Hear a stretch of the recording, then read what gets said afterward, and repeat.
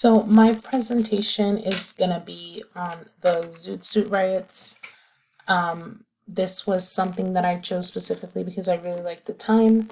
I think it's a really fun lesson, and I think it shows a lot about what was happening specifically in California during World War II. So we have here the normal standards. I'm gonna be specifically talking to 11th grade. Hopefully those are the grades that I'm able to get, but 11th grade in this case, we have our social studies standard for literacy as well as a content standard. Nothing super crazy. And then this is where we get into the good stuff. So I'm gonna have the first day, it's gonna be kind of like a 2-day lesson plan. We're gonna start off with writing the objective on the board. I always like to start kind of with like a quick write. So the quick write, as I am writing it on the board, students will be coming in, they will be writing it on their designated notebooks. We're going to be asking the question during World War II. There were many things that were going on at the same time. List a couple of them that were of importance in the Mexican American community. I feel like this is such a good question because we see a lot of what was happening in European culture during World War II with the invasion of the Nazis and such. But when we think about the U.S., we always think about Pearl Harbor. We think about the entrance of the U.S. after the bombing of Japan on the U.S., but we never really consider everything else that comes along with it and every other state that was also suffering from World War II. And California just had a lot of stuff going on at the time. From there, we're going to go on to the background lecture, just to give them a little bit of information on what's going to be going on. I'm going to go ahead and turn on our projector. I've already would have at this point a Tiki-Taki timeline that was done by me. And we're going to be starting in 1910 with the immigration of Mexicans to the U.S. Southwest, and then we're going to be ending in 1943 with the Zoot Riots, specifically just to show what was going on with, kind of like that negative ideology that was portrayed on Mexican immigrants, and the idea that it wasn't so much that they jumped the border, more that the border jumped them. And so they were kind of like stuck here. A lot of negative feelings towards Mexican immigrants, regardless of the fact that, a lot of them had been there before it was considered the US. And we're going to just commence with the explanation of events that led to the Zooto Riots. I'm thinking about 20 minutes for this lecture. It shouldn't be much more. Either way, this is kind of also integrated with our next project because I will be creating a teacher website which will have all of this information already on it, so that they can go ahead and view it for their, at their leisure.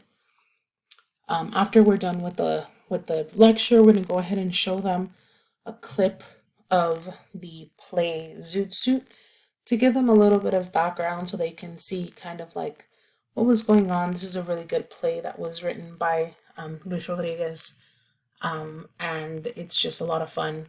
I think they'll really appreciate it. It's a very short clip since it is a very long play, but we're going to be asking the question of what do you see equivalent to the Zoot problem that was taking place in the 1940s in today's world?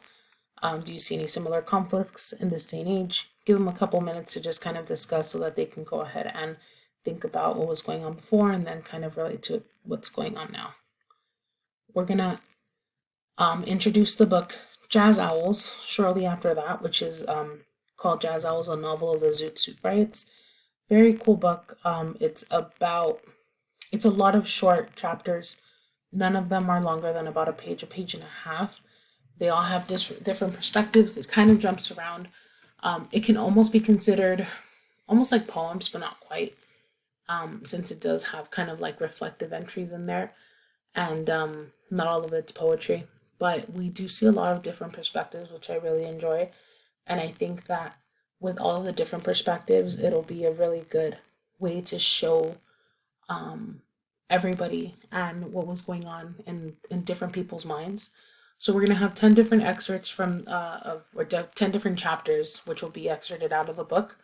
I'm going to go ahead and hand them out. We're going to let our students number themselves off from 1 to 10.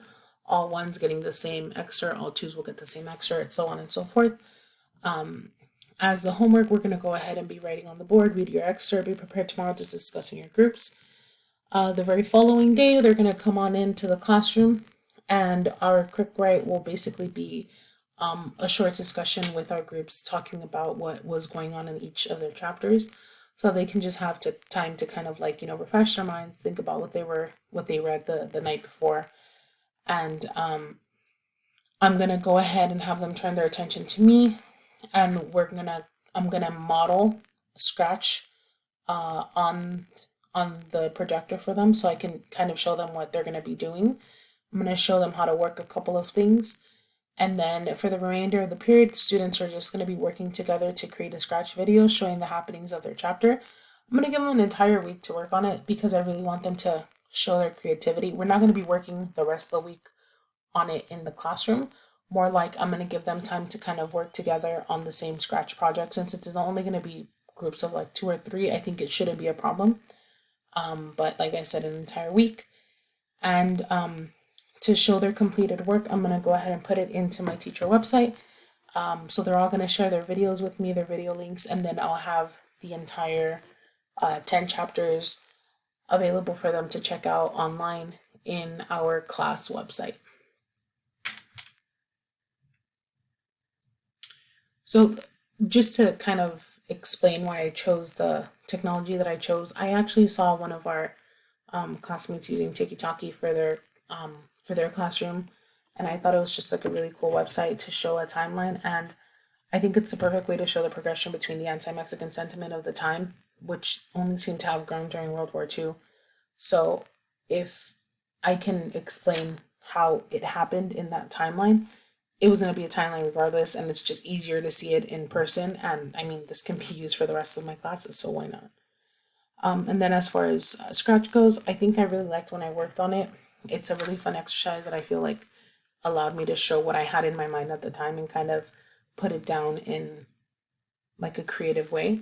So I think with the lesson plan, Pachicos and Zoot Suiters, there were very flashy people. So I just feel like in each group, they'll have different versions of the chapter and the person they were reading about. So they'll be able to describe the different people and their current surroundings. And I just feel like they're going to have their imagination, and they're going to be able to show their creativity in a really fun way.